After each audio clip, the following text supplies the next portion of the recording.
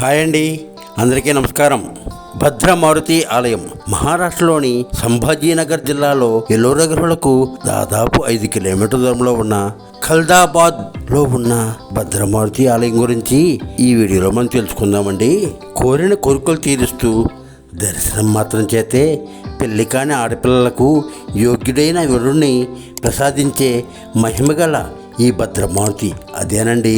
పవనస్తుడు, అంజనీపుత్రుడు, రామబుంటు అయిన ఆంజనేయ స్వామి ఆలయం గురించి తెలుసుకుందామండి. అదేమిటో తెలుసుకోబోయే ముందు మా ఛానల్ను లైక్ చేయండి, షేర్ చేయండి, సబ్స్క్రైబ్ చేసి మమ్మల్ని కొంచెం ఆశీర్వదించండి. ఈ మా వీడియోను మీరు స్కిప్ చేయకుండా మొత్తం చూడండి, చాలా బాగుంటుందండి ఈ భద్రమారుతి ఆలయం.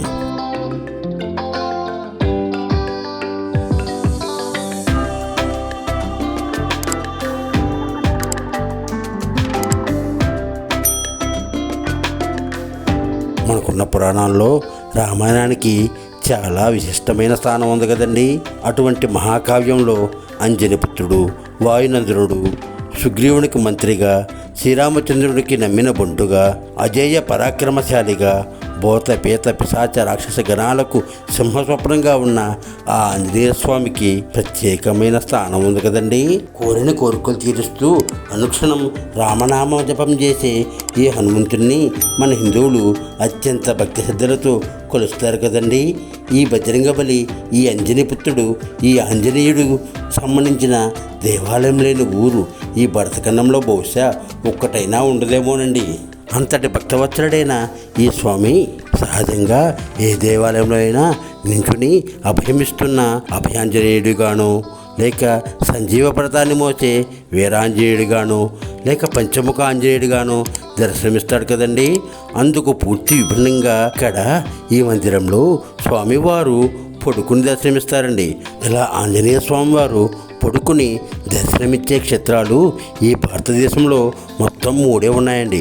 వాటిలో మొట్టమొదటిది భద్రమారుతి ఆలయంగా, రెండవది ఉత్తరప్రదేశ్లోని ప్రయోగరాజులో సంగం వద్ద గల గంగానది ఒడ్డున ఉన్న ఆలయంలోను, మూడవది మధ్యప్రదేశ్లోని జామ్ సవాలిలో ఉన్న ఆలయంలోనూ స్వామివారు పడుకుని దర్శనమిస్తారండి.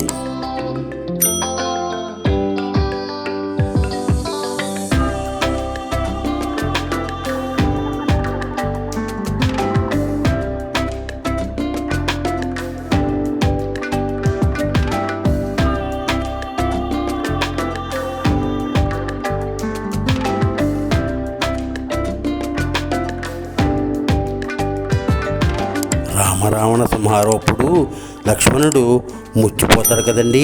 అప్పుడు ఆంజనేయ స్వామి సంజీవ పర్వతాన్ని తీసుకురావడానికి వెళ్తాడు కదండి.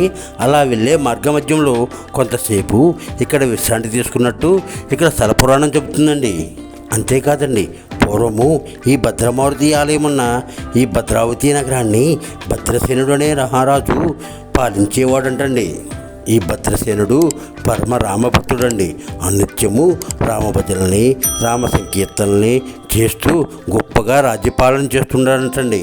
ఒకసారండి ఈ భద్రావతి మహారాజు ఈ భద్రకోటలోని సరోవరం వద్ద రామభజన చేస్తుండగా అది విన్న ఆంజనేయ స్వామి అక్కడికి వచ్చి భక్తి తన్మయంతో నాట్యం చేస్తూ చేస్తూ చేస్తూ అలిసి సొలిసి అక్కడే చాలాసేపు పడుకుని నిద్రపోయాడంటండి. ఆ పరమ శ్రీరామ భక్తుడైన భద్రసేన మహారాజు కోరికను మన్నించి ఆంజనేయ స్వామి వారు అక్కడే యోగ నిద్రలో పడుకున్న భంగిమలో వెలిచారంటండి. ఇక్కడ స్వామివారికి శని మంగళవారాల్లో, అలాగే శ్రావణ మాసంలో శని మంగళవారాలతో పాటు హనుమాన్ జయంతికి, శ్రీరామనవమి ఉత్సవాలప్పుడు చాలా ఘనంగా పూజలు జరుగుతాయండి. మనకి ఆంజనేయ స్వామిని పూజిస్తే శని బాధలు ఉండవు, శని పీడలు ఉండవు అంటారు కదండి. ఇందుకు నిదర్శనంగా ఈ క్షేత్రంలో స్వామివారిని ఆంజనేయ స్వామివారిని దర్శించుకుని బయటికి రాగానే బయట ప్రక్క శనీశ్వరుడు కాకి వాహనం మీద భక్తులకు దర్శనమిస్తారండి. ఆంజనేయ స్వామిని దర్శించుకున్న ప్రతి ఒక్క భక్తులు ఈ శనీశ్వరుని దర్శించుకుని శనికి తైలాభిషేకం చేస్తుంటారండి.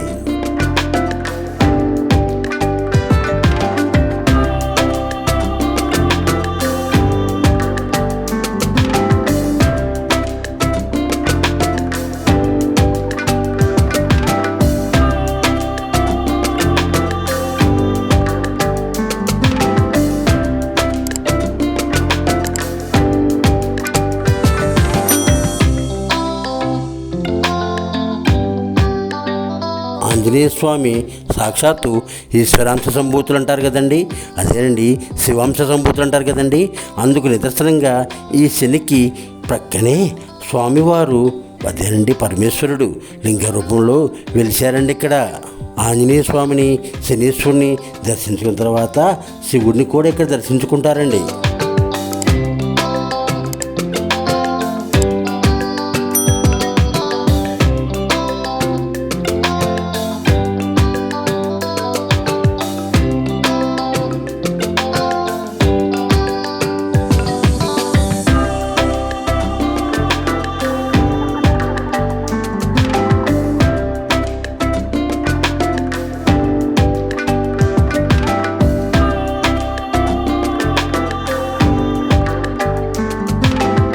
ఈ క్షేత్రంలో అండి ధనిక పేద అలాంటి తేడాలు ఉండవండి.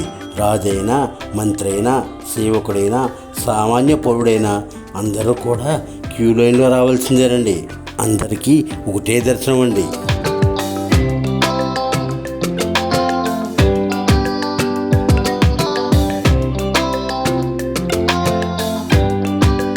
ధవలవన్న కాంతులతో మరాఠీ సాంప్రదాయంలో నిర్మించిన ఎత్తైన గోపురంలో ఈ మందిరం చాలా అందంగా ఉంటుందండి.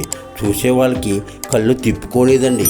చూశారు కదా ఇంతటి మహిమాన్వితమైన ఈ భద్రమూర్తి ఆలయాన్ని. ఈ మా వీడియోపై మీ కామెంట్ను తెలియచేయండి. సర్వే జన సుఖినో భవంతు. Thank you.